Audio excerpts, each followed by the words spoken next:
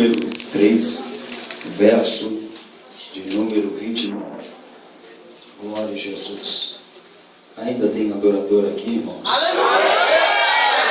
Jesus veio aqui.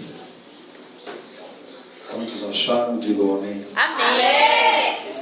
Diz assim a palavra do Senhor, no livro de Lamentação, número 3, verso de número 29. Põe a tua boca no pó, talvez assim haja esperança. A igreja pode dizer amém? Amém! Pode se assentar, glorificando e exaltando. Glória! Deus tremendo e poderoso. Glória a Jesus. Irmão, o livro nos traz a história de um homem por nome de Jeremias. Este homem foi o escritor deste livro. É bem verdade que quando Jeremias escreveu este livro, ele estava em profunda lamentação. Nos mostra a história que este homem foi vocacionado para ser profeta de Deus em Israel. E no tempo em que Deus levanta este profeta, o tempo é tão difícil que o ministério de Jeremias não foi um ministério de bênção, mas um ministério de espinho. Ainda este homem foi chamado jovem. É bem verdade que o seu pai, por nome Ilquias, era sacerdote em Anatote. E a Bíblia nos traz a história que quando o pai era sacerdote, o filho também herdava o ministério sacerdotal. Mas Deus olha para Jeremias de uma forma diferente. É bem verdade que Deus escolhe Jeremias não para ser sacerdote, porque o ofício de um sacerdote era, na verdade, interceder a favor do povo. Era o sacerdote que oferecia sacrifícios a Deus a favor do povo.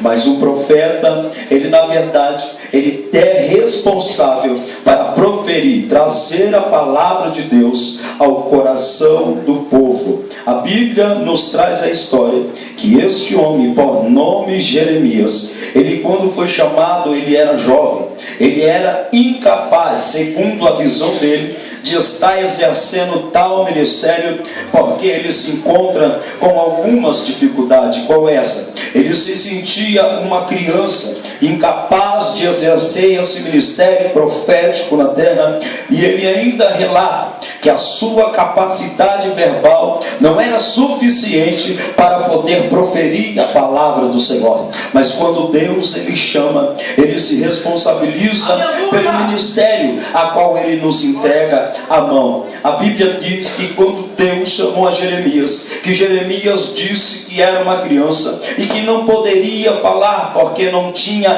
a linguagem verbal suficiente para introduzir a palavra de Deus diante do povo. Deus toma e começa a ministrar ao coração de Jeremias, dizendo: olha, não diga que é uma criança, porque aonde eu te mandar tu irá, e aonde eu proferir a minha palavra tu vai abrir a boca, porque eu vou se responsabilizar por ela.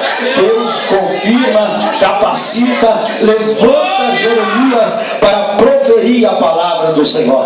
Pois bem, o ministério de Jeremias era um ministério para derrubar, para arrancar, para destruir, para arruinar, para plantar e para edificar. Jeremias não era um profeta que proferia a palavra do Senhor, dizendo que Deus iria dar uma chave, que Deus iria dar uma casa, que Deus iria exaltar. Não, Deus começa a levantar Jeremias para poder confrontar os reis da época, que não estava diante dos preceitos, dos conceitos e da vontade do Senhor. E a Bíblia diz que por causa disso Jeremias ele foi desprezado. É bem verdade que Jeremias não foi um profeta de sucesso na sua palavra, porque o povo não conseguiu se consertar, não conseguiu aceitar, não aceitou a palavra que vinha da boca de Jeremias, inspirado por Deus. Esse Jeremias o mesmo foi afrontado várias vezes por falsos profetas. Um deles se chama Ananias. Ananias vendo Jeremias com um jugo de Dacalacé, Eu já sinto a revelação de Deus aqui, irmão. Este mesmo Jeremias, ele na verdade estava sobre o seu jugo, um jugo de madeira. Esse mesmo Ananias pega este jugo e quebra diante de todo Israel e diante de todos os governantes da época, e diz assim, diz o Senhor. Ananias começa a profetizar dizendo que Deus já estava dizendo quando Deus não estava no negócio. Ele começa a profetizar, esse mesmo Ananias, dizendo que o jugo duraria durante 2 anos. Eu vejo Deus assim tomando o profeta Jeremias, fazendo com que Jeremias ele contorne a situação e volte para o mesmo lugar em que ele foi humilhado, mas de uma forma diferente, porque quem é profeta de Deus, ele não teme o homem, ele não teme a mulher, ele na verdade, ele prefere a palavra de Deus, independente da circunstância e da diversidade. A Bíblia diz que este mesmo Jeremias, ele volta de novo com um jugo diferente, um jugo de ferro, e ele se apresenta diante de Ananias, e ele começa a dizer: então vai, Ananias, quebra este jugo aqui, porque assim diz o Senhor, tu te